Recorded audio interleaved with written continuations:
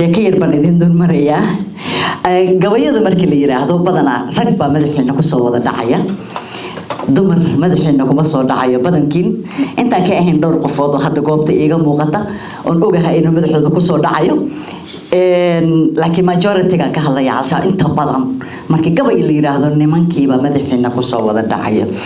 nimanka madaxeena ku soo dhacaya waxa kamid ah Cali Dhuux Allah ha u naxariisto laakiin muhayo oo xaaskiisii ahayd qofay ku soo dhacaysa ma jirto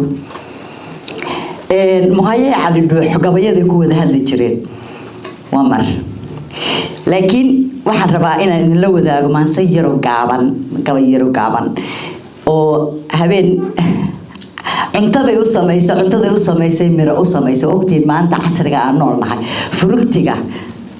iyo cagaar aalasha qudaarta waxa la yiraahdaa waa caafimaad ayada hala badsado muhayo iyo Cali Dhuux bariga gabaygan ay la wadaagayso waxay ahayd adigu mar u dhaxaysa 1930 ilaa 40 haddana miro bay u sameysay mirihii buu masuugo wuxuu sugayay hilib iyo hawlo waaweyn moogta markii inta bay kula hadashay waxay tiri casarkii haddaan doobo culan caana kugu siiyay cishihii haddaan sare cusba leh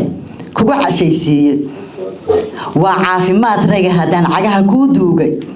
oo aadan caloosha igu hin caliyo waa yeelkadeede carro edeg casaanka waa la cunaya carro edeg casaanka mirood waa la cunayaaye waq ay caafimaad kugu galaan cudur la'aaneed dabadeed caadaysataa caaweega qaado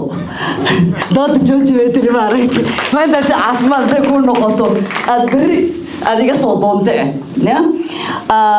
miyii laga soo tag oo maaragtay halgankii baa la yimid waa la halgamayaa gumaysta wadankii yimi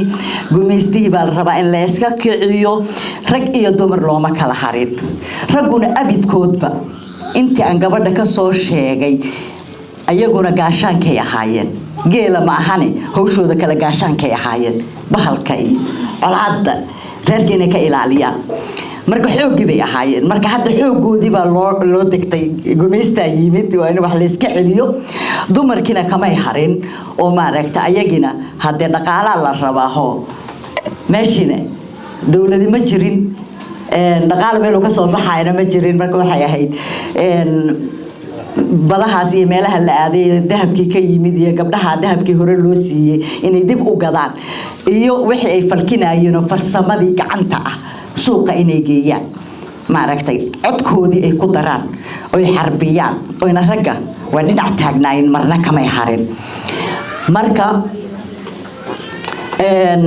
makay garaare cili gabar la yiraahdo reer Jowhar ah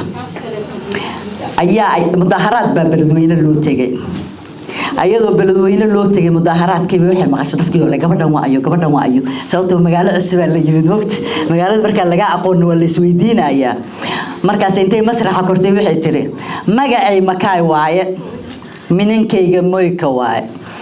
xaafadii ka deganeed Jowhar waaye moogta muusiga SYL leega aan meher u qaatay tiri muusiga barigaas waxa la dhihi jiray turbaanka meherkayga turbaanka SYL ka dhigtay tiri maal kala ma qaadanin